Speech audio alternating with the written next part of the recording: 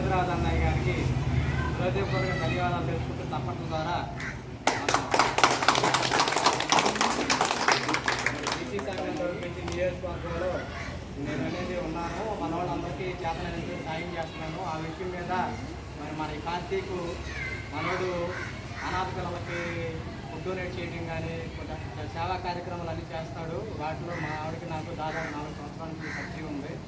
మరి మేము కూడా ఆ కార్యక్రమాల్లో పాల్గొంటూ మరి ఇక్కడ మన గౌడిపాలెంలో ఇప్పుడు ఎన్నడూ లేని విధంగా మన వాళ్ళకు కూడా ఏదో జరగాలనే ఉద్దేశంతో ఈ ఊర్లో కూడా మంచి జరగాలనే ఉద్దేశంతో ఇటువంటి ఇది లేకుండా అందరం కలిసి సమిష్టిగా బీసీ సంఘం తరపు నుంచి పెడుతున్నాం. నేను ఒక 4 రోజుల నుంచి మనోడిని రిక్వెస్ట్ చేస్తే ఈ రోజుకి టైం వచ్చింది.